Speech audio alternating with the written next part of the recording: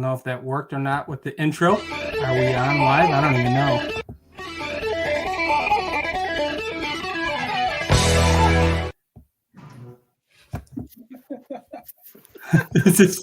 I'm already fumbling the football here.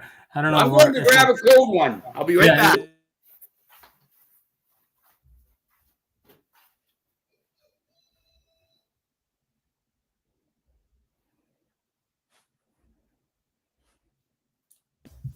I don't know if that worked or not. I have no idea. So, what's that? Are we live? I think so. I think we are. I'm waiting for someone to comment to see if we are. You get because I'm. This is new to me. If all right, everyone. If we are live, which I believe we are, because it's saying end stream. There's Billy. Billy, we're on because I'm running the train here, and it's falling off the cliff right now. You can hear all of us and see all of us. Let me know. Welcome to Cardboard and Cold Ones, everyone. Episode 14. I don't know if you guys are aware, but we have two guests here, and I don't know how to bring them in and out of the stage, so we're just going to put everybody on right off the bat.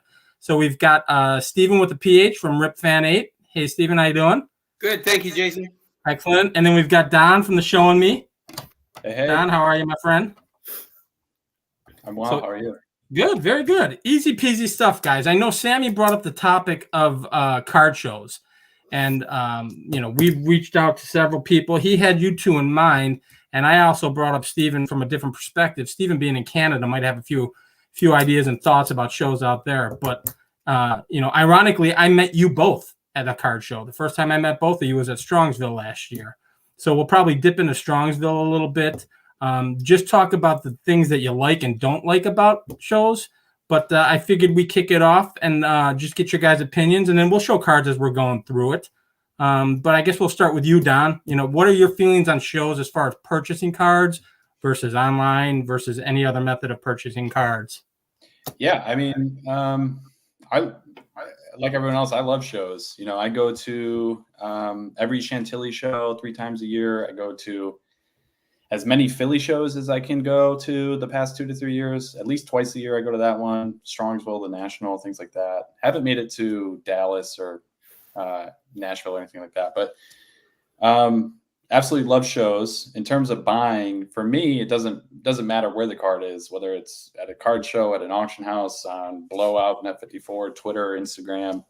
If it's a card I want, I'll try to get it, or it doesn't matter to me where it's being bought. But for me, the social aspect of shows is really that sets the whole thing apart, right? The camaraderie part. But in terms of buying at shows, I've bought a lot at shows. I have stuff all around me I'll show throughout the live here that I've picked up at shows. Some small cards, some big cards, some things in between, gifts at shows. Yep. From folks, there's a bunch of stuff. But yeah, what about you? You know what? I have a strong opinion on it, and my opinion is I love shows the best. To me, that's the best place to get cards. I know you had mentioned the camaraderie aspect, and that was huge at Strongsville, big at the National. All 3 of us were at the National as well. I saw both of you. But to me, I find the best deals come from shows, more so than online, more so than any other way of purchasing, LCS or anything of that nature. Auction houses, I find I get the best deals at shows. So I'm a huge proponent of it. And we'll show some cards, but I wanted to get your opinion as well, Steven. And I know you and I were talking before we jumped on live a little bit about some of the shows in Canada. So if you wanted to embellish on that a little bit. Oh, okay. When I was listening to you guys, I think you guys have been a lot more familiar about shows, because I think the shows that are usually south of the border or down in the States, you guys been accustomed to a lot of good stuff down there.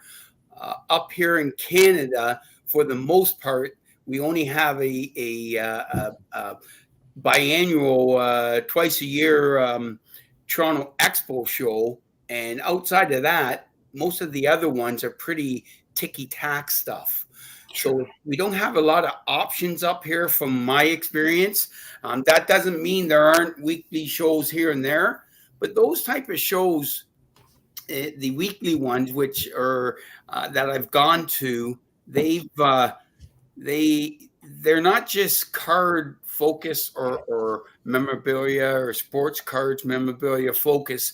A lot of them will be similar to like when you guys go to a flea market or something down there. So when I want to go to any type of show up in my area, it's generally the Toronto Expo, where it is a huge focus, where it's a big time focus of cards. But a lot of it, majority of it, for the most part, up until the last couple of years, has been mainly hockey. Sure. So when I hear Don talk about the Chantilly and the Philly shows, and then you obviously mentioned about the time us meeting at Strongsville.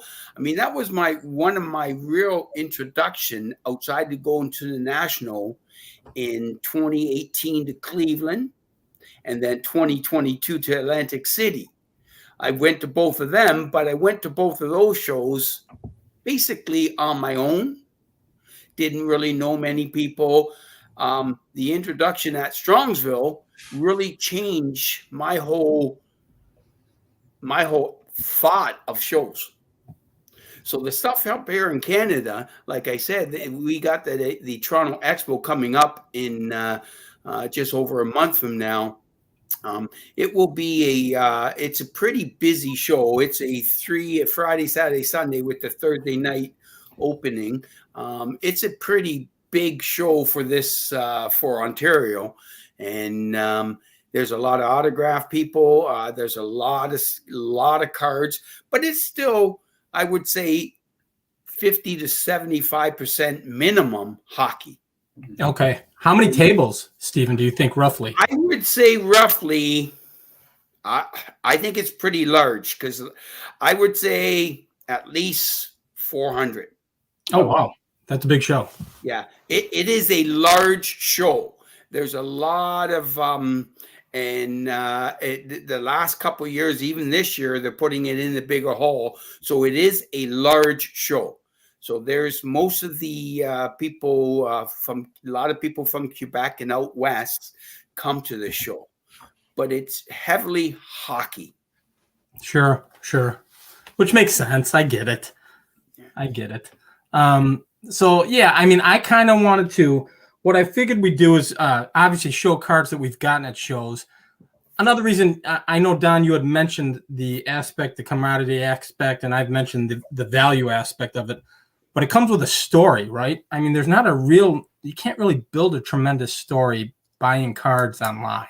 Yeah. So to me, if you're purchasing, and I can give you a perfect story of one of Steven's cards when I met him at Strongsville, but I figured we'd show a card. If you guys want to start off, we'll show a card, have one of you guys show a card that had a story with it behind it at the show. And I'm going to try and get you guys on solo. I don't know how this is going to work. So who wants to go first?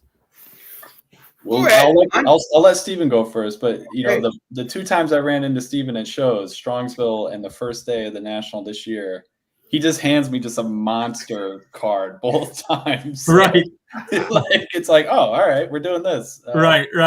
That's it. The first time I met him, he showed me, I am just a monster. Both times, yeah. And one was in a restaurant in Cleveland. I don't know, Steven, if you remember that. I forget the name of the restaurant in Cleveland, but it was like the first day of the National this year. You pulled out the Bowman. You had the Bowman with you. Yeah, there it is. Yeah. There we go. Let me get this. Oh, boy. There you go. That'll work. That's perfect. In a 5. In a 5. That's insanity. And you're right, Don. That was the Wednesday. Yeah. Wednesday night I picked this up. Yep. And I think you had the blue tint as well, right? That's correct. Yeah. Let's see where the blue tint. There it is. Get back here. There you go. Fantastic. So those are bigger than I thought. I've actually been looking at a blue tint DiMaggio because I find them to be a little more affordable for a plain days card of DiMaggio. Yeah, so I got the blue tint and the Bowman. That's fantastic. And that was the Wednesday night. That is awesome. So yeah, Don, that was a Wednesday night. That was at this recent national. It's funny because both Strongsville and the national this year, within the first day, I bought two big. Both first days, I bought big cards. Yeah. And and to be honest, both days I bought those cards. The 49 Bowman in Cleveland, the National, was the one I was looking for there. I came away with a lot of other ones also, but at the Strongsville one back in April was when I got the. Oh, let me go solo with it. That's when I Here we go. That's when I met you. Yep. Now bear with me, guys. My computer is slow. There it is. Perfect. Oh, I want to jump you to solo. And that's just and the best part of this card, the Jackie, more than anything, is that it was the first time. And when I referred to earlier, when I was saying it was the first time I was at a show with guys that I met prior to the show, went down to the show knowing a bunch of content creators and a ton of guys who became my friends, that I can go and I bought this card and I had many people I can share it with. So I'll know forever this card. I see it and I look at it and I remember everyone that was at that show. I can openly tell you, Stephen, that I had one of my lines that I use from being at Strongsville is Stephen's excitement was infectious for that card. Yeah. And it kind of spread. And the first time I met you, you and I talked for almost a half an hour just about that card and dug into it. It was fantastic. It was such a big card for me. It was such a big purchase for me. I went down there. I seen multiple samples of it, and it was it just was perfect because I touched base with my wife. I did this. I sat and thought about it, and it was a great purchase experience. And I go back to what Don said in his opening statement: the camaraderie, like just the friends, just be able to cherish everything with everyone and seeing what they got too. I mean, all of a sudden you're seeing this, you're seeing that, and it was just it's really is different. And when I talk about the shows, like I'm going to go to Toronto, and I'll know a bunch of people, and I'll know some of the dealers, but the atmosphere will be nowhere close to what it will be when I'm at Strongsville, when I'm at the National, or even going forward next time I go to Philadelphia, because I've been to Philly once. I have not. Don, you've been to Philly a couple times, right? Absolutely love Philly. Yeah, and I'll get you solo here, Don, and you can show something. Yeah. So let me see if I can do like a. And I want the chat to pitch in here as well, because I want to do like a 6 degrees of Kevin Bacon type thing, if you know what that is. But also I want to get people's perspective on here, because Stephen brought something up in terms of his approach. Like first day at the last 2 major big card shows he's been to, boom, monster card. Like he's been able to pick up the Leaf Jackie and then the Bowman Jackie and the Blue Tint Jackie on the first day, or both first day, right? Yes, Stephen? that's correct. Yeah. So like immediately big purchase, right? That's like going in with a plan. I'm kind of notorious as, amongst our group of like sitting and waiting, right?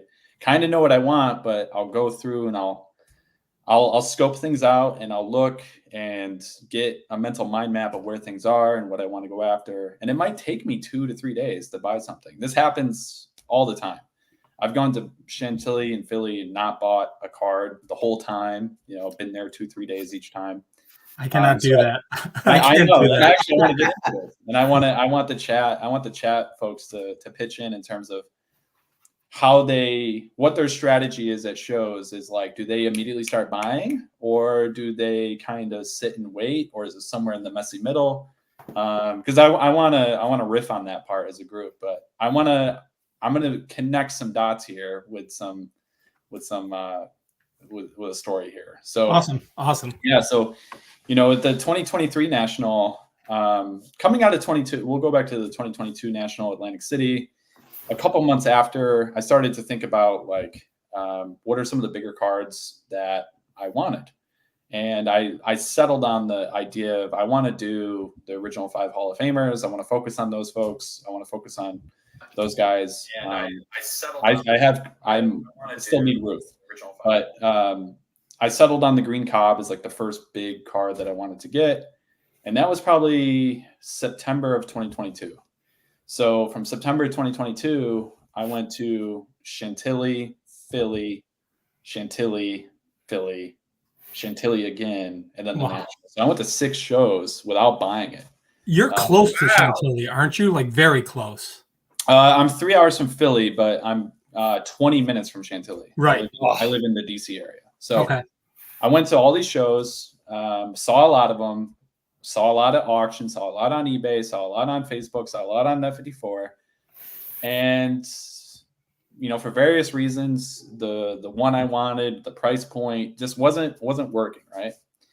So at the 2023 national, I was prepared and I was like, I want one, right? First day, I find a bunch, kind of, they're either like priced really high or they're beat up, right? I wasn't finding the 1 or the 1.5 that I wanted.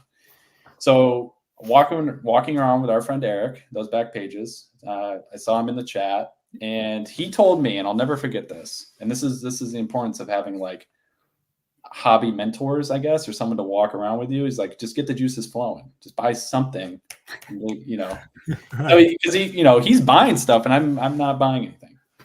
So first card, I'll just jump in and I'll try to connect the dots here. This all happened in a matter of like an hour, right? So run into our friend Bill Chappell, which a lot of people know. He sets up at all the big shows. He was at Strongsville, Philly, Chantilly, National. Run into this 39 play ball Melot, right? Just beautiful card. Fantastic card. Oh, 7. Wow. That's gorgeous. Yeah. Run into Bill. We strike a deal, with Eric. This is fantastic. We're looping, and now we're going through the aisles and all that. Maybe 20 minutes later, run into this Nap, right? This Lajoie. Ooh. And this is another beauty. Fantastic. That's in the first half an hour or a half an hour of each other? Yeah, like, wow. Back to back, right? So, wow. This is just a really nice card. Love it. Fantastic.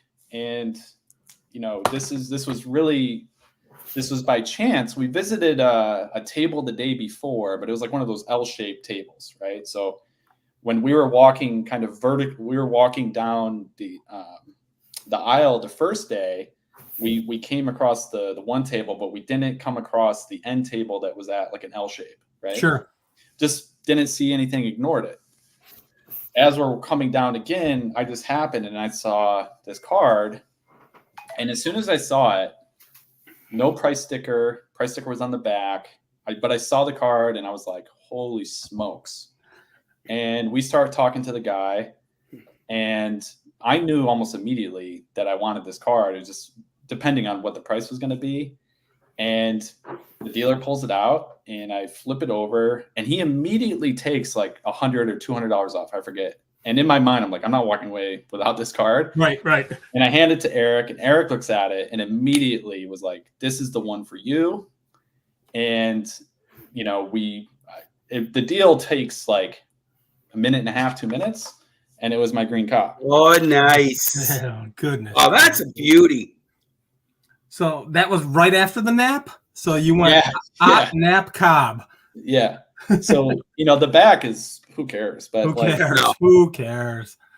And this is in a great slab mag that my friend that Eric bought me this year at the National. These are fantastic. That is fantastic. That front is gorgeous. But something really, really cool about this, to extend the story, is I buy the card and I look up and another friend is there. Andrew, Enough Said Cards. Andrew is pretty much my neighbor. He lives 2.5 miles away from me, and he's there, so he gets to share on the excitement. But then the dealer, something really cool, hands me his business card. And I look at his business card and I recognize something on his business card, and it's a painting. And I was like, I've seen that painting before, and I've seen that painting on Twitter and Instagram. And I had asked him, I was like, did Craig Kreindler paint that painting for you? And he goes, yeah, the famous baseball artist. Right. He goes, yeah. He's like, it's in my study. And he shows me and Eric the picture in his beautiful study of all his books and the art and all this stuff. I was like, that is insane. Like, him and all this stuff. And we start talking about Craig, and I run into, the individual, at the Net 54 meetup here in Virginia later on, and we're talking about Craig again. And, I started to interact with Craig on Twitter a bit more. And another card that I bought, you see it on my shirt, I wear this all the time at card shows. This is another card show purchase, is my Walter Johnson. But I run into, I'm at the National this year, and here's my 6 degrees of Kevin Bacon connection. And I'm walking, and boom, there's Craig Kreindler set up at a booth, and he's handing out all these like art cards. That is cool. That he's painted, cool. Right? So they're like T206s, but he's made them like this, right? Yeah. And he looks at me and he goes, I got something. And he hands me the Walter Johnson. Get out of here. Like, it's just, this is the value of card shows, man. And interacting with people on Twitter and Instagram and YouTube is like, I absolutely love how you wove that all into the 6 degrees. It's just crazy. Like, the dealer had a painting, my shirt. This is my picture on YouTube. It's my picture on Instagram. It's my picture on Twitter. Craig recognized it. It's just like, it's so cool, like that is awesome. Card shows, man. I tell you what, it cracks me up. So you kind of are patient enough. You are both very patient, I should say. I know Steven is going to shop and shop and shop till he finds what he wants. I am the polar opposite. So I went to Strongsville with a thought in my head, and quickly kind of figured, you know what? It's a card I can get anywhere. So I'm gonna retract that process and just shop. Yeah. And 9 times out of 10, when I go to a show, if I have a plan, I deviate from that plan in the first 5 minutes. and some of the cards I didn't even bring. I've got them downstairs in display cases. The first national, and I've shown it 1,000 times. That's why I didn't bring it here. The first national I went to when I met a bunch of these guys, Sammy and Theo and others. I was a watcher, a lurker. I didn't have a channel. I went to that show, had no idea what I was buying. It was in Chicago. I'm in Chicago. So I only went for the one day. And within 10 minutes of being at the show, I blew 90% of my budget on a 56 mantle. And that was it. And so now I had to walk around, because I was going to the meet and greet to meet these guys. I had to walk around for like 8 more hours with like $300 in my pocket, and figure out how I'm going to spend this $300, wisely. And I'm trying to, and this is one of the cards. I can show a card.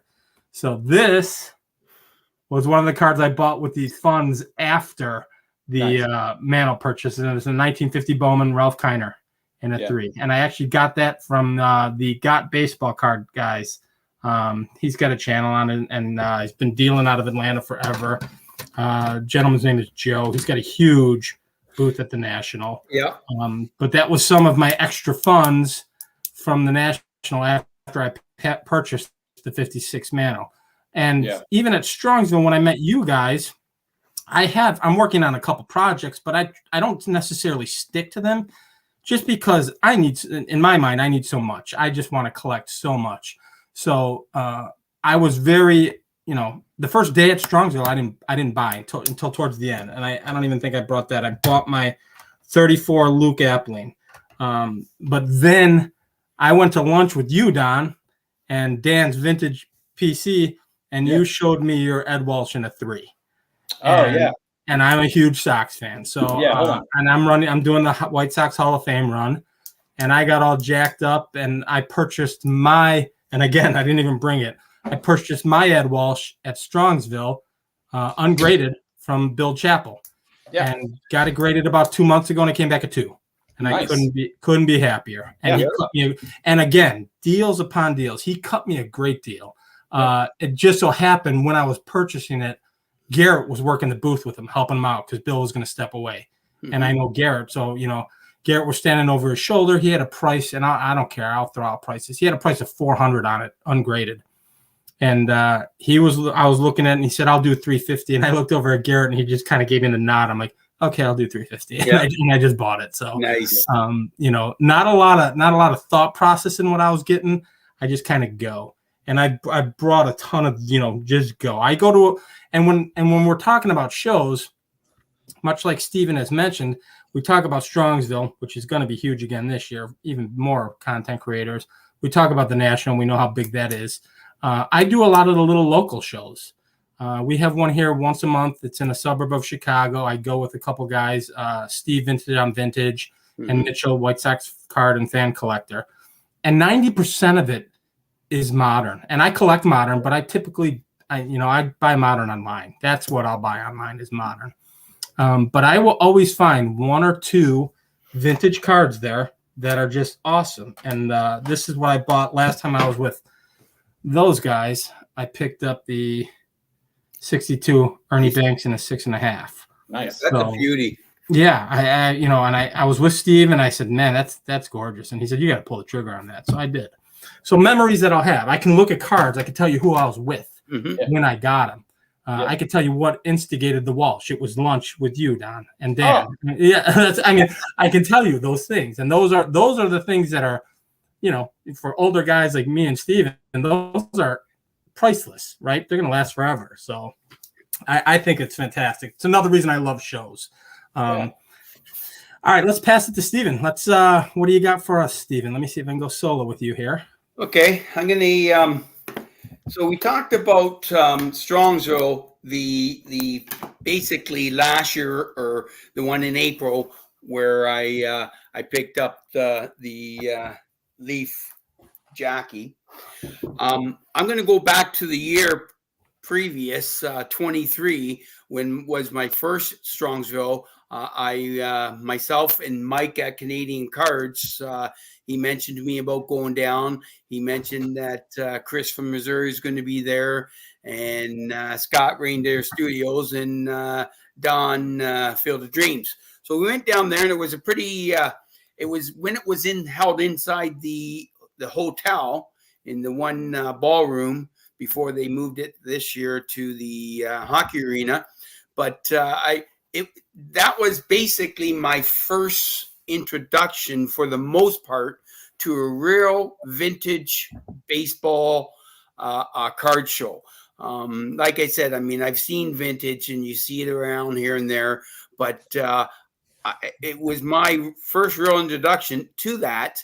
Now, I had been starting to, I'm a Baltimore Oriole guy from the 60s, and I had started the couple years before that, slowly picking up cards from the 50s, 60s, and 70s, because I was collecting the Baltimore Orioles from the first year of 54 Bowman and Topps up until 77. So that I was going down to this show for the main reason was to get some vintage cards, because prior to the Strongsville show in 23, I was getting raw cards off of Greg Morris out of California.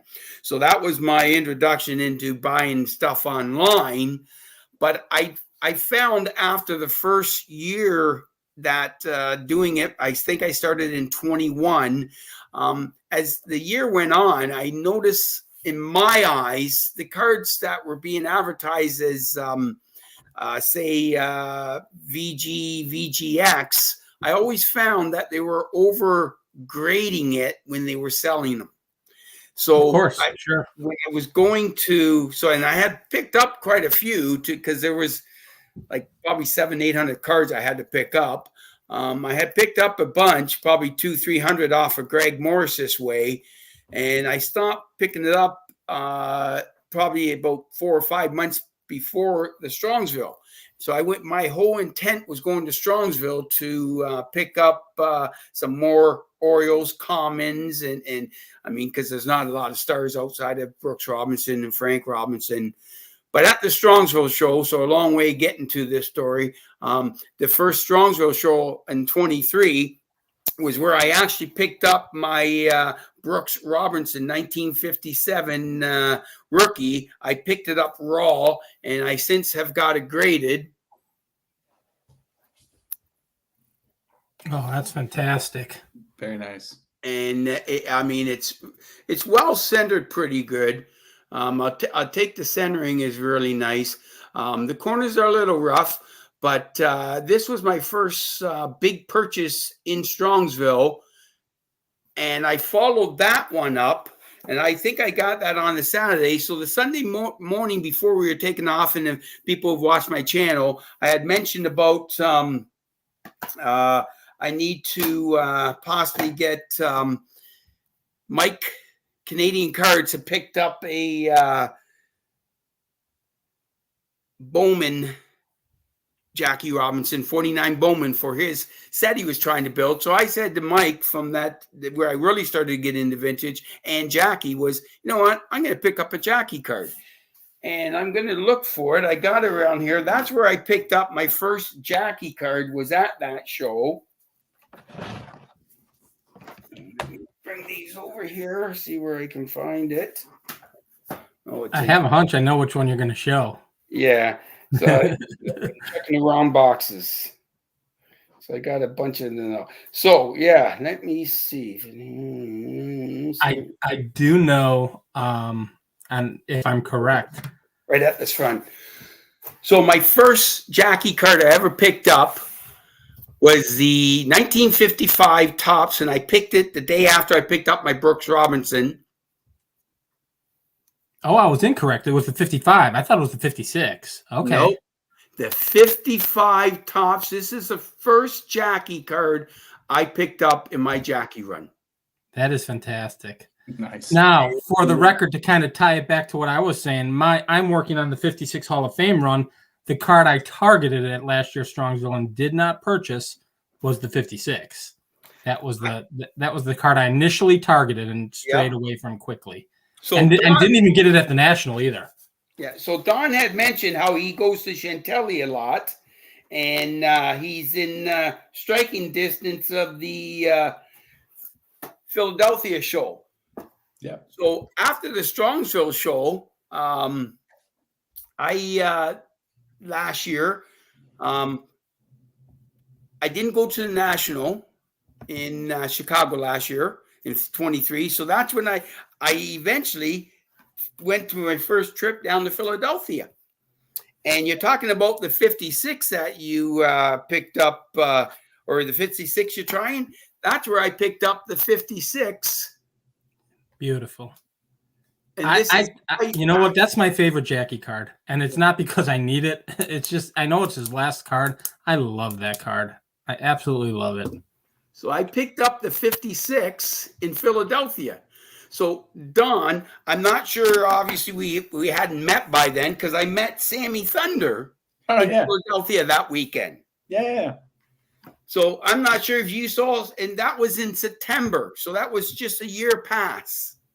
Oh yeah, I did miss that September show, but that's the only one I've missed in like 2 years. Yes. So, yeah. Well, I'm telling you, so here I am, and obviously the topics about shows and all this and that, sure. And I have to admit, my eyes are wide open, and you guys been going to these type of shows, I would think, outside of me going to the Cleveland in 2018, which I went for a day and a half, and it was just it was new to me, and I was with my wife's uncle, but we didn't really know anyone. And I mean, believe me, I enjoyed it. It was spectacular. Then I went to Atlantic City, took the wife with me and my brother and sister. They went to the casino or stayed at the casino where we stayed at. And I went to the card show for 3 days. But again, without having the card community with me, I was basically flying solo. And believe me, it was spectacular seeing everything. but nothing. The cards are great. Nothing compares to Friends. Yeah. Yes. Nothing compares to again the National. I think the National spectacular. Don't get me wrong. I had an unbelievable time at the National. The Saturday morning on the way out, I went shopping. Orlando and John, Wade Boggs fan, both those two gentlemen helped me with 4 or 5 more Jackie purchase, maybe 3. Only 4? On my way out, 3 or 4, I can't remember what it was. It was a Tops double header. It was the decal 52 decal that I put out a question to the group, see if anyone can help me out with a little information on that, and golden stamps. And then we went to purchase my Notre Dame stuff for my son. That was spectacular. But when we're talking about card shows, my favorite card show to this point, without a doubt, is Strongsville. And that is because of the size, how condensed it is, how many of us are there, and the proximity. I mean, you can look over and you see whoever, and it just seems to be more about the group and the community than the cards are great too. Don't get me wrong. Right. But that's what excites me now when I go to a card show. Sure. Let me ask you, Don, do you feel like if you had a choice, what is your favorite show of the shows? And I know you go to a lot of big shows, I think more than me and Steven. So Yeah. I remove the National because it's you can't compete with it, right? Right. Remove that from the equation. I think I would say Chantilly, just because of the proximity, it's so convenient, right? Sure. I get to sleep in my bed every day, right? Mhm. I get to hang out with my dog right after, right? It's easy, right? Philly that's a multiple thing. I gotta arrange a lot of stuff there, right? I want to jump into this for a second after this, but I really like Philly. There's a lot of overlap between Chantilly and Philly, but Philly, you get some unique dealers. Not unique dealers. You just get dealers from the New Jersey, New York area that don't come down to DC. Sure. And they're pre-war guys, right? John Goodman is one of them, right? Eric knows exactly who I'm talking about. One of the a guy like a New York, Long Island type person that probably does White Plains and all those shows. Yes. Doesn't come down to Chantilly. So I really like Philly, right? Strongsville is fantastic for all the reasons that people have mentioned. The density of it, the congestion of it, where 30, 40, 50 people there, and most of the dealers, that's great too. But I really like Philly because, Philly gives me a lot of opportunity for a lot of different things, right? I love the pre-war stuff, but I also do some ComC resale stuff, right? I will find opportunities to buy a bunch of $1 cards, $2 cards, $3 cards, and sell for 5, 6, 7, right? I've been doing that for years. So, you're not going to be able to do that at Strongsville, but you can do it at a show like Chantilly and Philly. So I would like to go to the Nashville show. I would like to go to the Boston show for the folks here that are Massachusetts based. I've heard that the show coming up in 3 weeks in Boston or Wilmington, I think it's Wilmington, Massachusetts. Okay. I'm not familiar. I've heard that one is fantastic. So that's, the Boston one's probably the next one I want to check off the list and go to, right? I think that'd be fantastic. But yeah, I mean, Philly and Chantilly are 1A, 1B for me. Yeah, and as you mentioned earlier, I think I had talked to you previous and you told me how close you were to Chantilly, and I said, well, how do you go wrong with that? Yeah. I've got that luxury with the National for the next 3 years. Yes. It's a half an hour from my house. Yeah. So I will be in my bed every night. I will, actually my wife, it was funny. I was telling Alex Bowman 53 and possibly Sammy. I said, listen, my wife had mentioned she'd give us the house for 4 days where she'll just go to our cottage. And I said, and then we could all camp out at my house and just hang out there. You don't have to pay for a room, more money for cards. So I'm still working that angle right now, but we've got Strongsville ahead of us, and then I've got a couple of shows that I'm going to be doing in one in November, and there's actually one this weekend that I'm probably going to hit. I guess I wasn't even aware of it. The Dallas show that they have, I don't know, every quarter, whenever they have it. They're doing a show here in Chicago. It's called Dallas in Chicago. And there's going to be 200 tables there. And I didn't even know about this till like 2 days ago. I said, well, I got to go to this. Now I'm saving money. I'm not a saver. I'm typically a buyer. I buy a lot. So this is my first attempt to save for Strongsville to purchase a big card that I want. And I haven't disclosed what it is yet, but I'm hoping it's there and it'll be my big purchase and my holy cow moment and my giddiness that Steven had last year. So, Nice. But well, yeah, we'll see how it goes.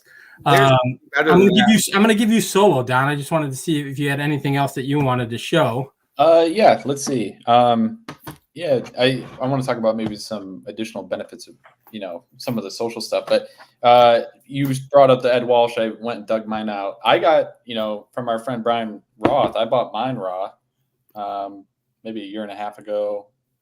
No, about a year ago. Just happened to run into him at the Philly show. Yeah. He said, "Hey, what are you looking for?" And I said, "An Ed Walsh." And he's like, "I have one." And he just pulled it out, and I bought it, and I went and dropped it. It was raw, and I went and dropped it off at SGC. Here's another segue into the next topic. Like another, when the SGC or PSA is at shows, when the shows are large enough, that's another great benefit to these shows. Yeah, I know a lot of us were, I don't want to say upset, but disappointed that SGC was not grading on site this year at the National. I was upset. I was upset. Because I have a number of cards. My green Cobb was in an older holder, and it was like, which would have been okay, but it was kind of moving in the slab. I bought it, and 10 minutes later, it was in SGC's hand. And then 2 hours later, it was back in my hand in a new holder, right? Like that's incredible value, I had to spend an extra amount of money to do that. Right. But that's better than me putting it in the mail, waiting, freaking out, Yeah.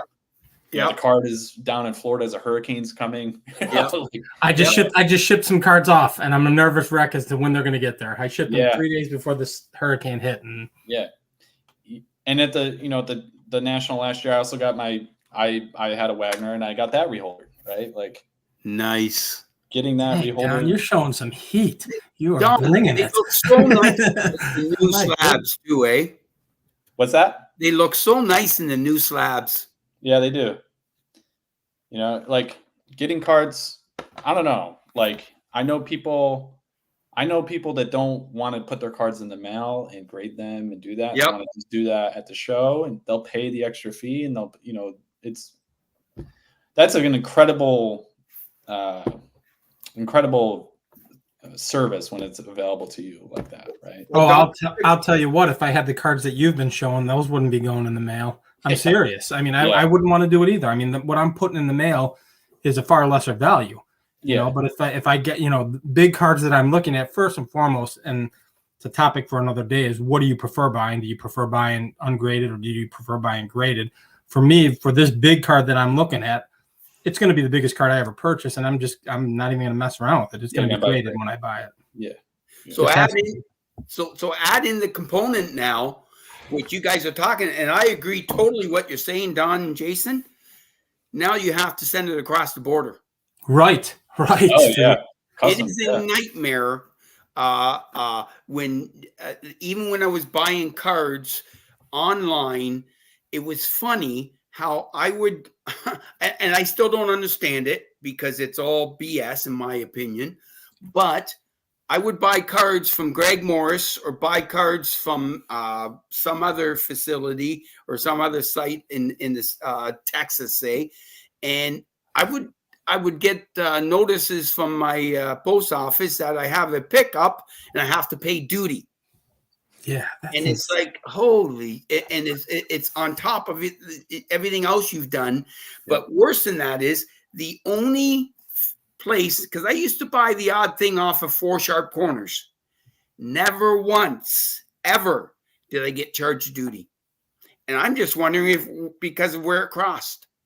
Yeah. Is it possible that they're picking up that fee when they're mailing it? Possibly, because I'm going to, and that's a good point, Jason. On a site now I've been watching for 3 months, I'm following on this, I think it's the Irish Hosta site. I'm not sure if you guys may be familiar with it. No. You could look on my phone what it is. I've seen a 1954 New York American Journal Jackie Robinson Raw.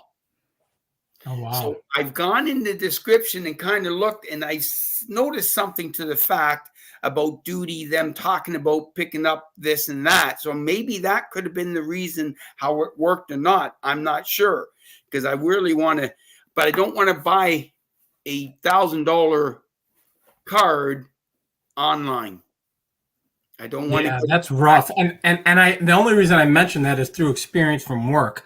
I know when we're shipping overseas, Yes, you can. I think you can select if the seller or the recipient is picking up the cost of the duty. So that could possibly be it. Maybe I should look into it and get a better idea. But it's again with cards. I mean, I took some stuff with me to Cleveland National. Same thing you're saying, Don. I want to get a couple things reholdered, old labels reholdered, and new ones. And I'm going to show you one now that I picked up at the Toronto show. Oh yeah. yeah. Oh, the Sonella. Yeah, I remember that video. I remember your video, Stephen. Beautiful card. It's just a gorgeous card. The back of it's got a little crack on the slab, but I mean, it's just gorgeous. It's an old label. It's a 7.5, but it's a beautiful card. Sure. So this is going back to card shows. This is one I picked up actually at the Toronto Expo. Now, the beauty part of this one is when I picked this up, I traded a bunch of hockey rookies, Ovechkin and Sidney Crosby rookies I've had because I'm getting out of that. I trade mostly them for, and it wasn't the young guns, the expensive ones, and a little bit of cash for this. So it was phenomenal. A perfect pickup for me. And that same show I picked that one up at, I showed this card also, is a 1973 OPG, which I mentioned to you earlier, Jason. You don't see as much OPG up here as you would think you would see it. I mean, it's too bad that you don't see as much, but I picked up this 1973 OPG Mike Smith rookie in the 6. Wow. I picked it up raw. I bought it as from the dealer. He was asking, I think, $350 Canadian. I ended up getting it for $2.25 Canadian. Wow. And again, I mean, I kind of talked to him. I says, I don't know if this is what it's going to grade and all this stuff. I end up getting it. I sent it away. I'm thinking it should be at least a 4 or 5, I'm hoping. And it came back a 6. That's awesome. Yeah. That's insane. And I got one other comment I want to make with Don. When you were talking, Don, about the Philly show.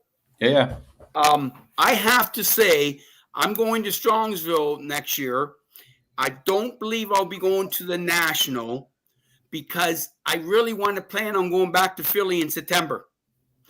I think Philly, I mean, I love Strongsville for the uniqueness of it and how close we all are with each other and just but that Philly show, I believe, is a spectacular show.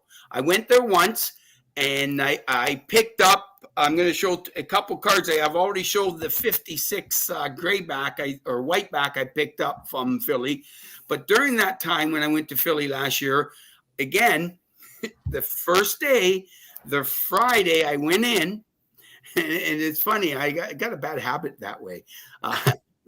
The first day I walked in there, within the hour, now a friend of mine had set up and I got a dealer pass. So I walked in and I saw an older gentleman, an older veteran, and he, talking to him, he had this 1947 Bond bred Jackie.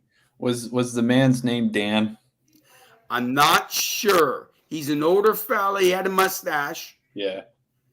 I think I know who you're talking about. Yeah. Okay. So I probably walked in, saw him. The first half hour, I saw this card. We're talking back and forth going, and I got it down to a certain price with him.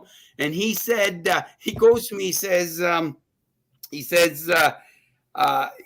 best he could do. So I walked away within a half hour because I'm thinking to myself, you know what? This is the first time I've ever saw this card. Dave Blue Jacket 66 was talked about this card probably 3 weeks before I went to Philly because I didn't know anything about it.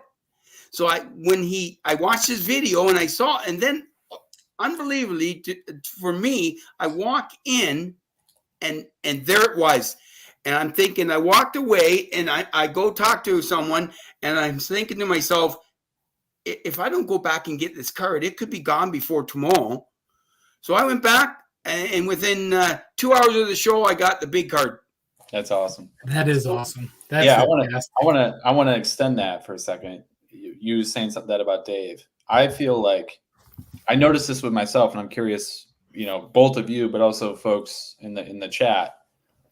Every time I go to a show, they're spaced out 2-3 months, right? Mm-hmm. My local shows are hit or miss, right? Chantilly's a local show, but it's really a regional show. Yeah. I feel like every time I go to a show, think about the time you have between these shows of information consumption. You have YouTube. I spend a lot of time on Nut 54. I spend a lot of time on Blowout. I spend a lot of time digging through the obscure videos on sets and things. I spend Twitter, Facebook, Instagram, just like you're constantly consuming new stuff, right? You're learning. Oh, wait, what's that? Okay, hold on. Let me go read about that on the PSA site, or let me go read that on pre-war cards, or let me go look at, the standard catalog and read about this. So for me, one thing I get really excited about, and also with walking with people, is like going to a show and seeing something that's kind of obscure, like you wouldn't have recognized last time, but oh wait, that's a rare card. Yes. I mean, there's only like 10 of those, or like that's an obscure set, or maybe that's an obscure variation, or like that's something that you don't see too often, and that's why it has a $10,000 sticker or $5,000. Right. And I love that. I love the learning aspect of it and interacting with dealers that know a lot of stuff, probably know more about the stuff than you do. They were the owners of it at that time, but also walking with people, like some of my favorite people to walk with, John Keating, Eric Those Back Pages, Andrew Nupside Cards. I got the opportunity to walk for multiple hours with Tony. TJ is online. He's in the chat right now. Like, there's so much knowledge that other people have that you don't have about, there's gaps, right? Like for me, I know for me, 1960s and 1980s, like Topps baseball, like I know the big rookie cards, but like, I don't know the variations or the short prints or the high number. Like I don't recognize the high numbers immediately just by looking at the card. I have to look at the flip, and like that is a massive information gap for me. Like my strong suit is, 2000s and past baseball, like Ichiro, Pujols, Griffey, Jeter, Bonds. Like that's the era I came up in. And then also a lot of the pre-war stuff, right? Like that's where a lot of my focus is. So there's a big gap. So I like to learn from others, like walk with them and they point out rare stuff to me. And then my strong suit being pre-war, I get to point out stuff to them. So like, how do you folks like, do you recognize yourself like recognizing new stuff, or do you folks like focus on 50s, 60s, 70s, 80s, or like, how does that work for you guys? I can honestly tell you it's the learning and the information gathering from YouTube channels, from other people within the community, from walking with them, that has my attention span even shorter than it would have been had I not had that knowledge, right? So you think it's honed you in? No, it's actually broadened me out. Oh, okay. So So in my head, when I much like everybody, the typical story, COVID hit, I got back into collecting, dabbled in vintage before that, but nothing to a great extent. Dove in head first during COVID and was just gung-ho on the 50s and 60s. As I learned more with watching John Mangini and watching Rick vintage oddball cards and Dave Blue Jacket 66, I started diving into these different sets and said, all right, I'm going to do a Hall of Fame run of White Sox players who have played with the team for more than 5 years. So I was doing all my research. That was my Ed Walsh. I need to add a Harry Hooper. And as time goes on, I find myself meeting more people. Aaron, Value Vintage Card, is another one with an incredible collection. And him and John are doing that, match each other thing with different sets. And every time I watch that, I need one of those, So my last two pickups were 36 Gaudy wide pens, right? I'm like, so I'm gonna go to a show in November, big show in November here, Sports Spectacular. It's 400 plus tables. Yep. I'll talk about it more in the future as we get closer to it. And there's a bunch of content creators that are possibly going. So we might do a much smaller gathering, Strongsville gathering. There'll be probably 7 or 8 of us is what I'm hoping to see. And I know that in my head, I really want that 56 Jackie. I do want that card, but I will veer off. And I know I'm going to veer off, and I'm going to be looking at, 21 American Caramels. And I'm going to be looking at things that I just, that don't really fit the focus of what I had for my 3 or 4 projects. And I'm going to come up with something totally different. And it happens on a whim. I bought my 49 Leaf Premium Ed Walsh off of Orlando before we even got to the National. He was selling cards. Yeah. And when I saw it was an Ed Walsh, I'm like, I'm pulling the trigger on that. That's just got to happen. You have a card from the former #1 PSA set registry of that. How cool is that?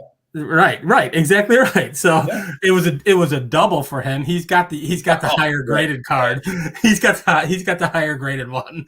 Yeah, but and I think that's actually where Sammy got his Christie from. His Mathewson Leaf Premium was from Orlando as well. But so I kind of stay focused on my teams and what I like. But the learning that you had mentioned has actually broadened me so that my quote unquote ADHD is even on high. Like I just veer. Man, at the National, I was looking at the Coke tips.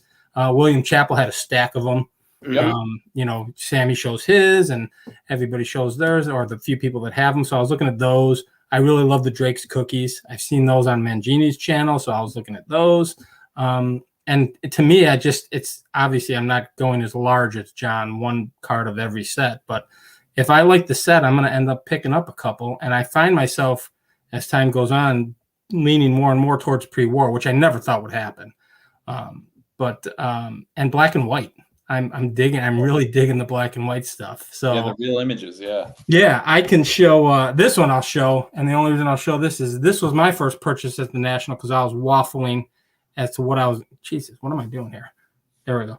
Because I was waffling, and it's the 41 double play, Joe Cronin, Ted Williams. And I actually bought this with Sammy. Sammy had just purchased his Christy Mathewson. It's the Pinkerton, I think he's what he got, correct? If I'm not mistaken, the postcard. Yep. And we got together. I bought him beer. I said, let's just walk the floor. And I saw that. And again, was focusing on the 56 Jackie. We looked at a bunch of them. I hadn't bought anything yet. It was the first day. And we came upon this card, and I said, that's a good deal. And he said, well, did you have that on your list? I said, it is now. and I just bought it. I'm like, it's on my list now.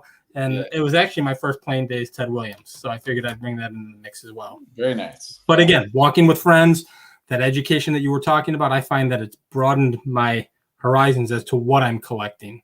I'll get back to those projects. I have like some projects that are I'm like 2 or 3 items away from completing the project. But I know I can get them because it's mostly 50s and 60s stuff. Yeah, So if I'm going to spend the money, I'm going to probably end up going pre-war on the bigger stuff and then kind of get that stuff when I can. Actually focus on the show, some of the local shows here that'll have plenty of that is probably what I'll do in Strongsville and the National and bigger shows. I do want to go to Philly. I'll focus on bigger stuff at that point in time. But I don't know you guys who wants to show anything. You got anything else you wanted to show, Don?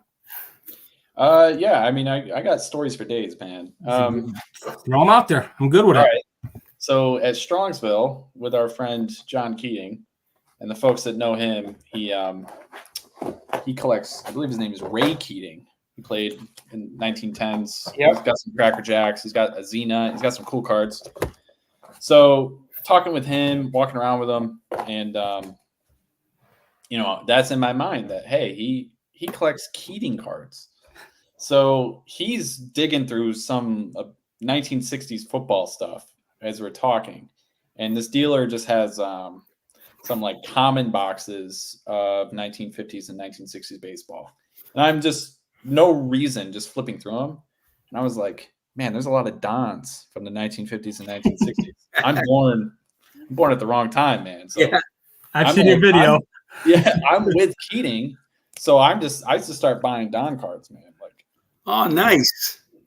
Just all these cards. Like, there's some. I'll pull out some of the cooler ones, but like, I'm with him, and I mean, this card is terrifying. Look at this guy. Are you gonna do a mossy run in honor of I don't know about that, man, but like I've just flipping through boxes at the last few shows, man. I picked up here's a 1952 Topps Yankee, blue. It kind of looks like, that's a good looking card. It's a great looking card. Callaway. Oh, look at that. Drysdale. This thing's kind of beat up, but Still, this thing is super nice. Stand up. Yeah, I don't know, man. I'm just flipping. I just bought all this stuff, right? So, I'm actually glad you're showing this, and the reason I am is we're all talking here, and particularly the two of you guys.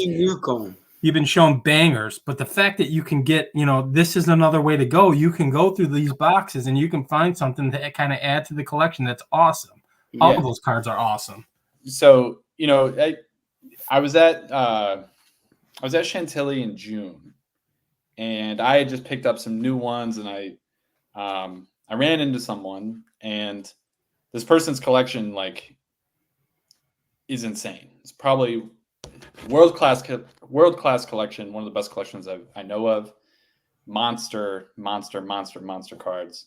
And I run into them, and they're like, "What are you doing?" And I was like, I'm buying $5 Don cards. We're talking, and he goes, "Don, that's the coolest thing I've ever heard." I was like, "Oh, okay." I mean, this guy's collection is massive. So, like an hour later, I get a text message from a shared friend. He goes, "Hey, come by the REA booth." And I was like, "Okay." He wants to show me something. So I go up to the REA booth, and we're shared friends with this individual. And the original person is standing there, and he goes, "Hey, Don, I got you something." And he got me a Sutton rookie and a 5. Sutton. Like, he just gifted this to me. He went and found it on the floor, and he bought it, and he goes, "Add that to the Don project." That's a beautiful card. That's a great card. Just sharing a project with him, and me just finding, $5, $10, $15 cards for something that's fun. Like, I can't buy the $1,000 card, $2,000 card all the time, but I would like to. But in between, I can buy stuff like this, and it just, I don't know, just adds to the story of how great card shows are, and how awesome people are, and how generous they are, and how nice they are, and how we're all really just little kid collectors at heart. We are nerds. We are nerds. Yeah. My question to you is how far will you go with the Don collection? Does it go up? Will it be the modern era as well? Will you continue on? Yeah, I mean, there's not, so like Greinke, people don't know this. Zach Greinke's first name is Donald. Okay. I don't know if people knew that. So like I could get into like some really rare 2000s gold refractors, black refractors, things like that of Greinke, and that would be cool. But a lot of all his cards say Zach, right? So like I want the cards to say Don, right? Yeah. There's not too many in the pre-war space. There's some people with my last name, so I have some of those, but yeah, I mean the late 40s, the Bowmans, there's none in Leaf, I don't think, but once the Topps and Bowman hit, there's endless, right? Right. Yeah. This is just 2 card shows of me doing this, right? Like, what about Mattingly? You got. Yeah. So,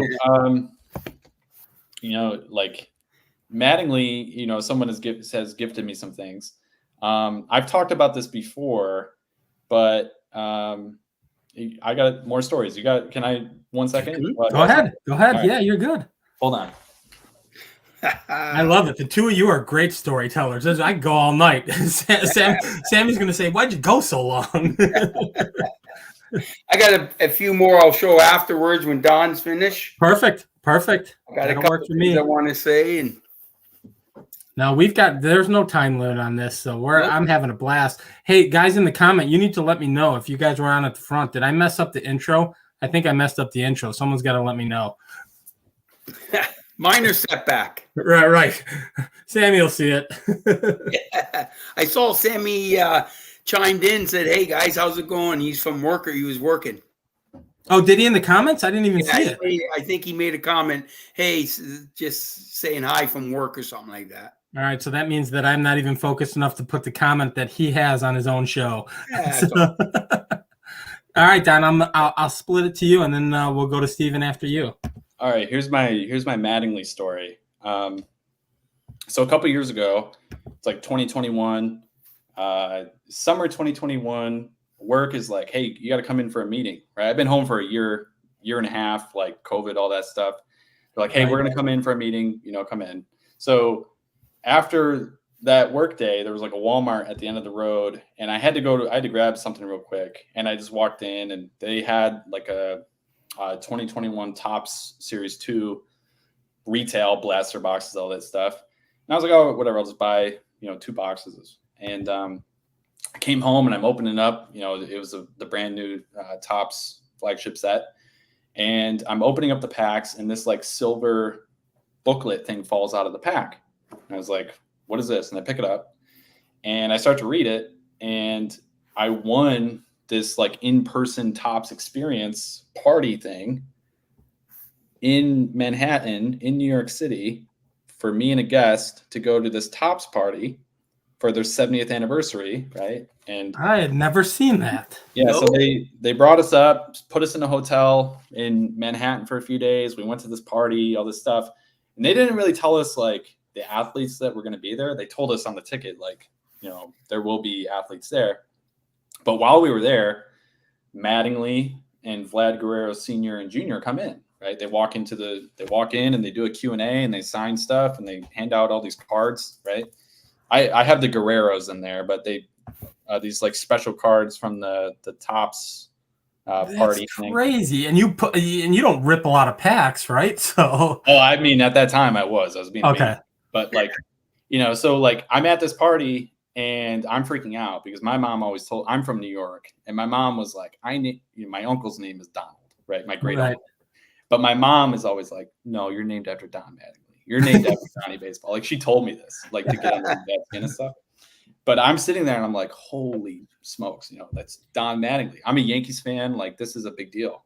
Right. So I was like, we did the whole Q&A thing, and then you walked up and you got to take pictures with them. And I've posted this on Instagram, you know, with me and Mattingly and me and the Guerreros. And I was like, Donnie, can I take a picture of me and you and send it to my mom? He's like, sure.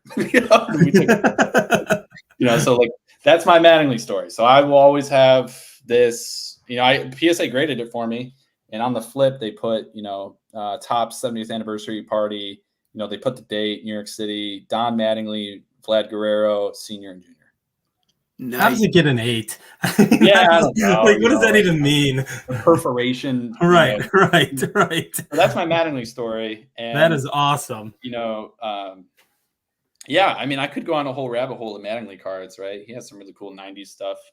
Yeah, I've got a ton of them. I'll have to send some your way. Oh, I've got an absolute ton. I'm gonna go solo with Steven now. I know you had some other stuff to send, so I figured out our show. So yeah, I'm gonna show a few more cards I got up here in Canada. I mean, I know I mentioned that I didn't give it really great raves or anything about going to shows, but when I go to that Toronto Expo show, there's always some stuff there that you can pick up. There is baseball there. I'm going to show a few things I have picked up. I got a couple I'm going to show raw that I picked up and sent in for grading. I picked up this 55 Bowman. Beautiful. Wow. And a Really 6. nice. You bought that ungraded or I graded? bought it ungraded. Wow. I got it for 300 Canadian. Wow. That's And- fantastic. Yeah. So I bought that. I was super happy with that. And then I also got the 1933 Goody Tris speaker. Oh, the Gaudi speaker? Gaudi Wow. speaker. Was that, and that was ungraded as well? It was ungraded, yes. Jeez. I gotta try and see. There There you go. That's beautiful. And I sent it in raw. So I ended up getting this again at the Toronto Expo, but I got it off a dealer who was from Wisconsin. Oh, really? So it was good. I'm going to show a couple more. Then a couple. I love to get it. I got some Babe Ruth, some playing day ones from the basically the Bulgaria and Giuseppe. Oh, nice. Oh, yeah. That's with, what's his name? The boxer from Cinderella Man. Schming. One's with Max Schmeling. Lloyd, and the other one's Max Schilling. Yeah. Yeah. So I got them from Toronto. But the one card, I mean, I love to get a Lou Gehrig. That DeLong Lou Gehrig that baseball collector Mike got in that big Guerrero collection is just spectacular. But Yeah. I just love this card right here. The 41. that's the 48. There you go. The 48 Oh, swept. Sports Thrills. Yeah, Sports Thrills. Yeah. Okay. And that's with Babe and Lou Gehrig. And it's in the 3, and I just spectacular. I mean, again, so when I go to this Toronto show, there'll be some things there. I have the I need to get the 48 swell Jackie, so I still got a few Jackies to pick up. But I'm going to go back to what Don was mentioning about when he was talking about how people were getting information from people. The question you asked on. I most of the times with my channel, I generally just like to show and show cards, and that's mainly what my content is basically about. But when I watch a lot of channels, I really like to get information from some channels too. I love to see the cards. Trust me, I love seeing cards. Even when you see, I just watched Mangini show his bazooka. Clementi stuff tonight. Right. Pick one up and all that stuff. So you listen to these guys, they show you spectacular things, but there's also information with it. Yeah. And that's what I enjoy so much about the community. I mean, for me, I'm about cards. I mean, most of my collecting from the 80s, 90s, and first 2000s and 10s was mainly hockey. And so I know a lot about the hockey. I know a ton about hockeys from the 50s, the Parkhurst, the Tall Boys, the Beehives, all that stuff, even the OPG back in the 30s. But I've just started getting into more of the vintage baseball lately.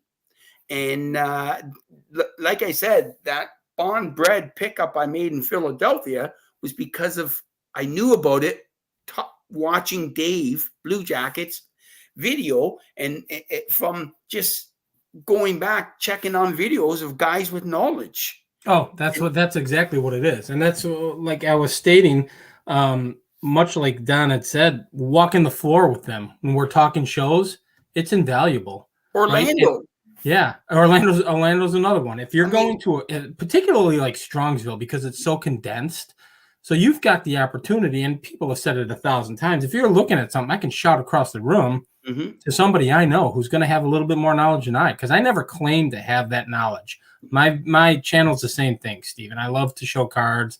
I love to learn about them. I love to talk about them. If I want to learn, I know where I'm going, and I know who I'm going to. So I've learned so much from watching the last year and a half watching YouTube channel. I just yesterday or the day before, Scott's channel. I'm watching him show his card room, the upper deck, and I see him with the panel from the 50 the exhibit cards with Jackie and Campy. That it was the and I'm going, holy!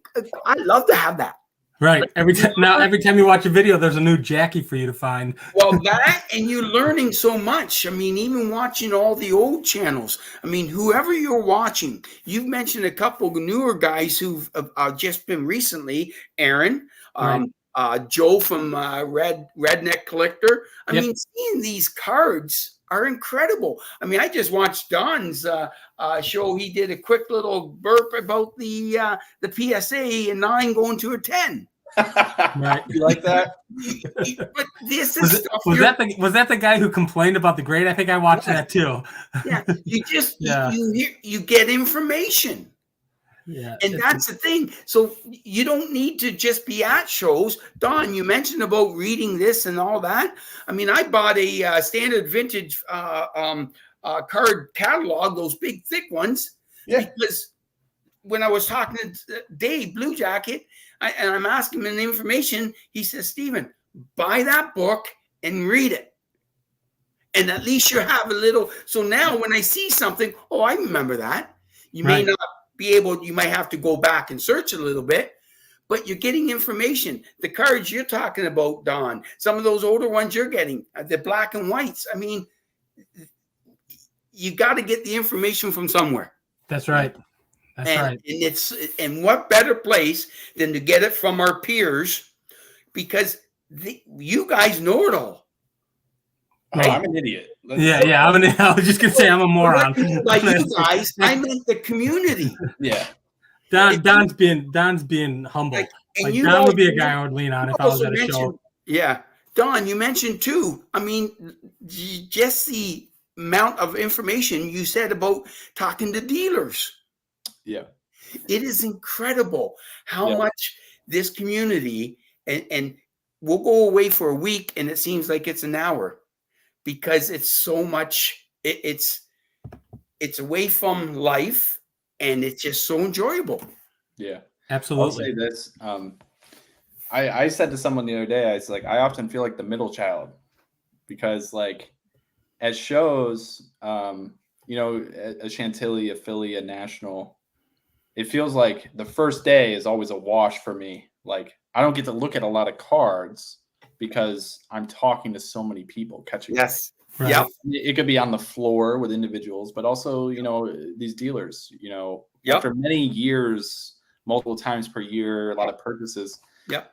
You know, like as people, you know, start to follow you on Twitter, they start to follow you on Instagram, they start to follow you on, you know, they add you as a friend on Facebook. That's a very personal thing, like to connect Facebook pages with each other, you know, like your family's on there and stuff like that. So, you know, the first day is always a wash for me in terms of like, there's all this catching up, right? There's all these talking. So I don't get, I always just say the first day is like, I'm not going to buy anything. Also because I'm a maniac and I'm indecisive, but you know, the dealer aspect, talking to them in terms of knowledge and stuff, you know, the one thing, I'll take us maybe down a rabbit hole for a little bit. Another thing that I really enjoy about shows is a lot of these dealers are doing it full time, but a lot of them are also very successful elsewhere in other business ventures and other domains, right? So I like to, you know, I'm at the point where I'm trying to think about next steps in my life and what I'm going to do with my career and how I'm going to keep climbing and building and all these types of things. So like, there's a lot to learn from people 10, 15, 20, 30 years older than me that have been successful in business, but also doing cards. Like I'm just naturally interested. Right. Sure. And I think the networking part, the social part of hanging out with friends is very important, but like the networking part, right? Because if you get friendly with a dealer, the next time you work with them, you might get 10, 15, 20% off, right? They may find something that you were looking for last time and shoot you the message first. Right. I've had that happen to me on Instagram and Facebook. Like, hey, there's a Bill Chappell. I saw him at Chantilly, and I was talking about a 41 Gaudi Melot. I want that card. If anyone here has one in the blue background specifically, I want that card. And I was talking to him, and he goes, "Oh yeah, I have some back at the house." He's like, "I don't remember what colors though." And like a week later, he messages me and he goes, "Are you going to Strongsville?" And I said, "Yes." He's like, "Okay, I have some stuff for you." And it's like, just the connection and making these relationships and interacting with him. So then I saw him at Strongsville, and it didn't work out, but he knows now that I want that card, and he's not going to forget it, right? So you can come across it. I think the networking part of it. Networking is huge.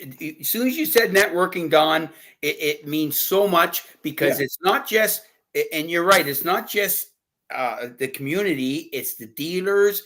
I mean, networking gets you where you can join up with people and go to shows together.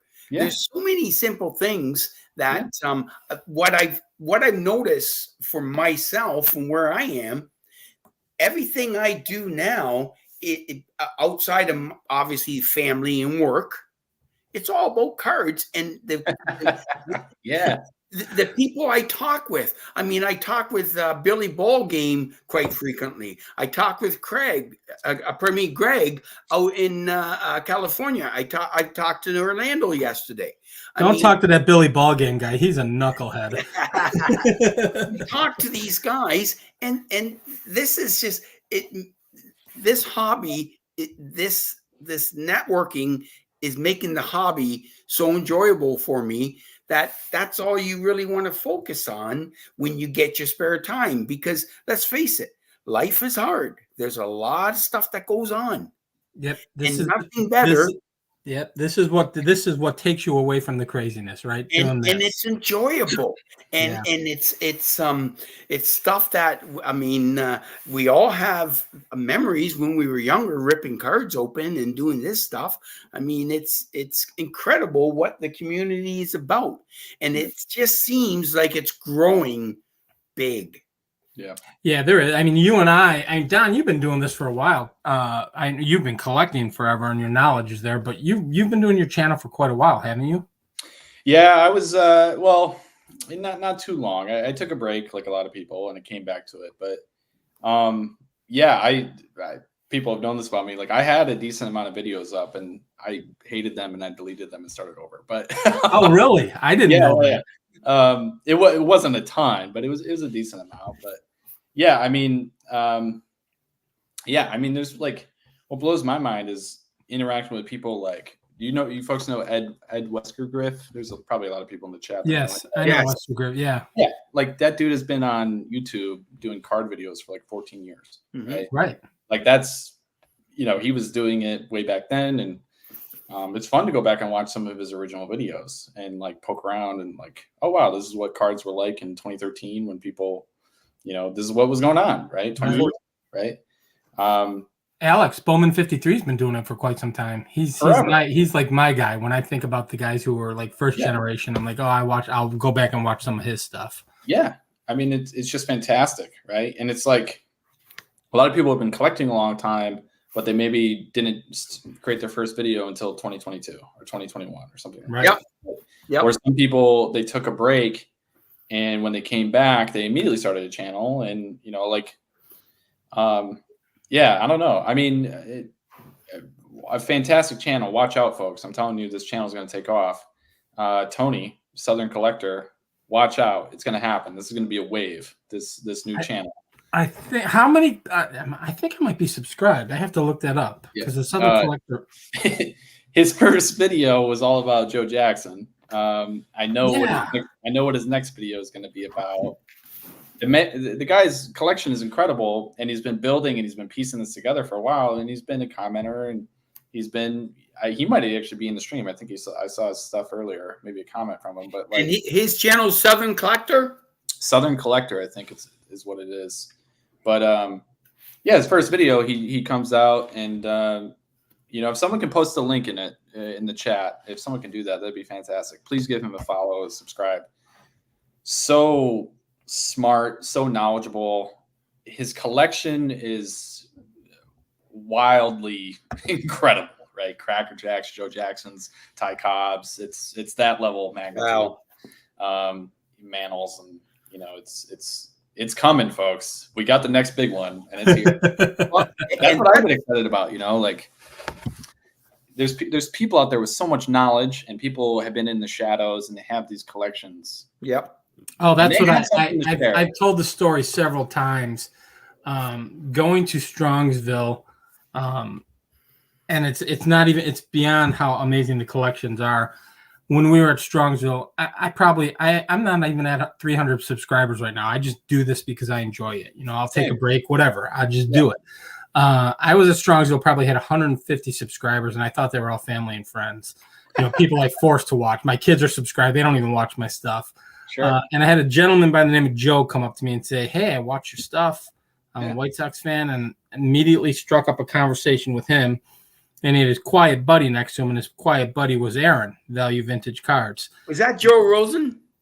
Joe. Yes, correct. Yeah, you met him too at Strongsville.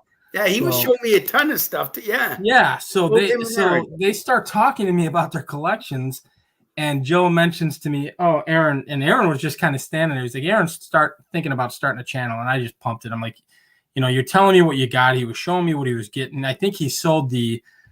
Did he? No, that was Don. But I think he made a deal with Petty, and whatever the case may be, I just said, you need to start a channel. And as soon as he started a channel, he just blew up. And his collection it's fantastic. Nice. And it's guys like that, like you said earlier, there are so many hidden collections out there that people don't know about. And it's not a I don't want to make it an ego thing. I love my collection. But I love to see other people's stuff and the routes that they're going. I think you collecting the Don cards, I think that's awesome. Yeah. I think that's awesome personally. Yeah. Just to see that different stuff, I think it's cool. And you can do that for eons here and eons. And again, just to bring it back to the show, you get to walk the floor with these guys or get to see them outside of this atmosphere, this YouTube atmosphere, and see them at a show. Steve Vintage on Vintage. We've gone to 2 or 3 shows now together, and we go out to lunch afterwards, and you're building lifelong friends, but you're getting opinions, and Steve and I collect very similarly, so it's just nice to have that person next to you while you're looking at stuff. I think it's fantastic. Yeah. So I mean, it's hard. I told Sammy when we were doing this topic, I said, listen, I have a strong opinion on shows because that's my favorite thing to do. Even if I go with $50. I'll dig through dollar boxes. I don't care. I'll go to every show possible. I've actually had people tell me, well, why don't you put them on your channel? And I simply say, I will not videotape myself at a show because it ruins my show experience. I want to enjoy the show for what it is. Yeah, I get that. And do my thing. So that's kind of how I feel about that in general. I just think it's an awesome way to build the community beyond people making content. To me personally, it's an awesome way to get deals. I think it's the best way to go. Yeah. And I know Sammy had mentioned in his video earlier, he had said, well, some people enjoy buying online, and that's cool. I buy online as well, but the stories and everything that comes with it, even if you're going to a show by yourself and you strike up a conversation with that dealer, it's a dealer, it's networking. Maybe I see that dealer again at another local show. He cuts me a break. All of that compounds and means something. So there's nothing like card in hand, in my opinion. Well, it's face to face. Face to face is so important. Absolutely. Yeah. I think we've been an hour and a half, so I think maybe we'll do we'll each show one more card. Yeah. From a show. Something that means something to you. I'll start off with Don, then I'll move to Steven, and then I'll show mine, and we'll close it out.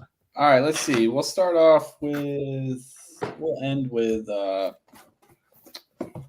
Let's see. All right, I'll do my last.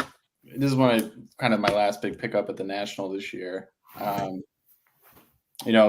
on the list, but wasn't really seeking this card out, but saw it, liked the price, bought it, and it's a 33 Gaudy Gehringer. Beautiful. Nice. Love the background. Well, I was just going to say, boy, you don't see that color background very much, do you?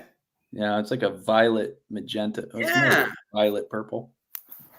That's incredible. That's a gorgeous card. Absolutely gorgeous. All right, I'll move it to you, Steven.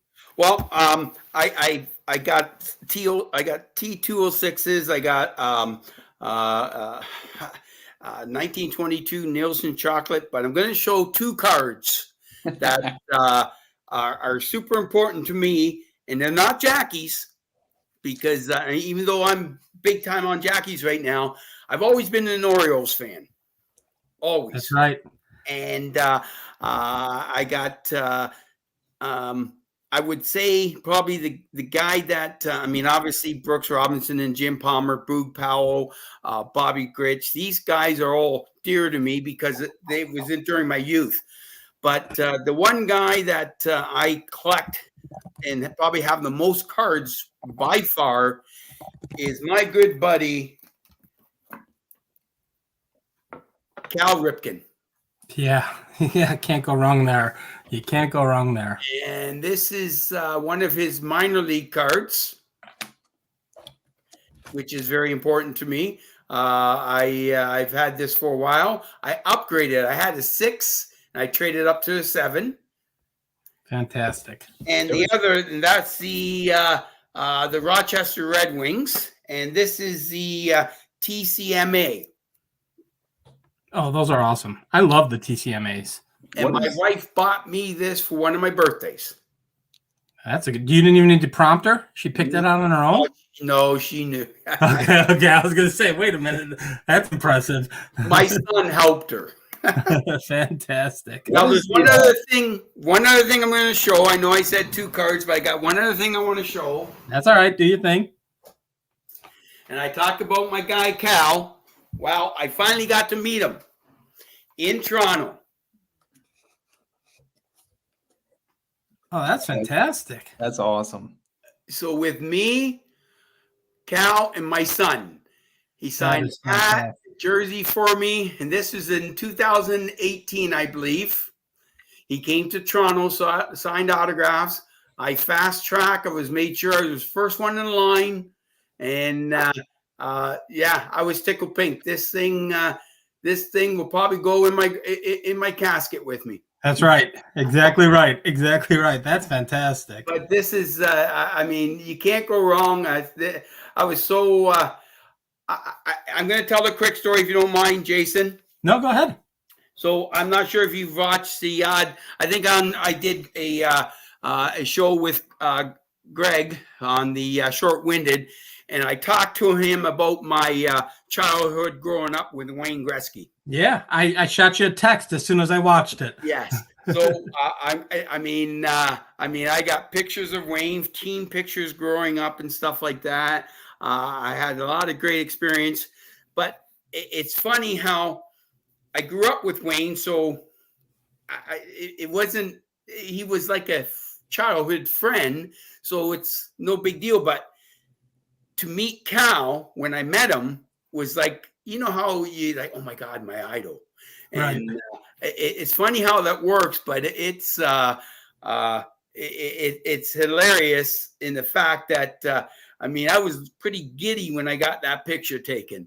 And, absolutely. I'd be giddy with Gretzky. I would be. I'd be a little giddy with Gretzky. And I'll be honest, what even made it the most important thing was my son was there with me. Of course. That's fantastic. And it's something we always have. And that's what's special about this hobby, what we get into. What we do. I just think it's fantastic. And I get to share it with you guys. I'm telling you, that is spectacular. It means so much to me. And I cannot wait. I know I'm running on. I apologize, everyone. I apologize, Jason and Don.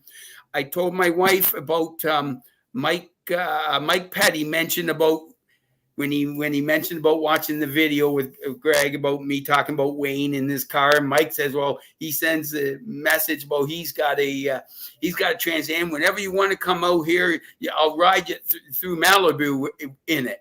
And I told the wife that message. She says, well, there you go. When you retire, take a trip out there. Perfect. Right? You get to do California with Petty. That's what this community's about.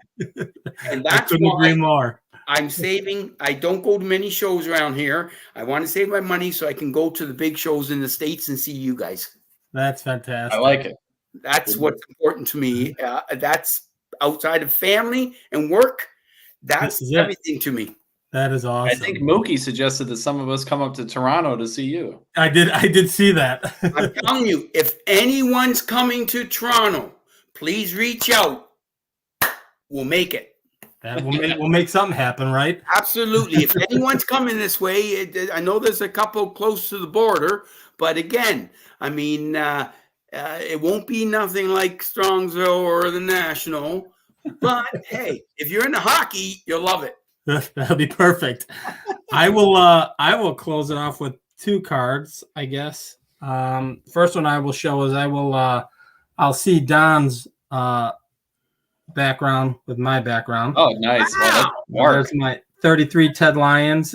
This was my first pre-war card I ever purchased, part of that White Sox Hall of Fame run that I'm doing. And it was the first card I bought off of William Chappell, probably 3 years ago now. I bought it ungraded and got it graded. Beautiful. Nice. And then I know we were talking about this was bought at a local show here, probably 90% modern. Found a couple vintage guys, and I was able to pick up my first Venny. Oh, nice. So it's a 1964 home run leaders, Harmon Killebrew, Stewart, and Allison. The price was so dang good. I'm like, all right, I'm adding that to the collection, and I've got a Hall of Famer and a Venny. So that's a beauty. Kind of close those off as a couple more show pickups. Yeah.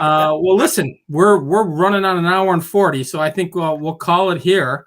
I appreciate both of you guys jumping on, and for all of those who are still with us, I apologize if I jacked up the beginning, but hey, that's life. Sammy will see it. He'll understand.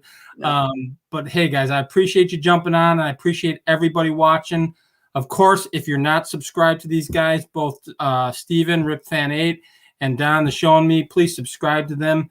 And then obviously Don threw it out there, the Southern Collector, correct, Don?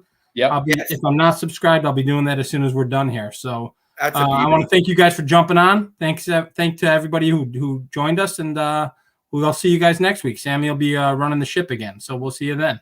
Great job, Jason. Don, good seeing you, pal. Yeah, likewise. Thanks. All righty. Take care. Bye-bye. Bye. Bye.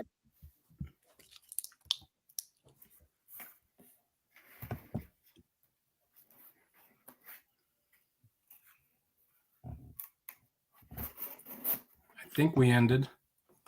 Did it end? I think so. If not, you and I are still on. There we go. I think it ended.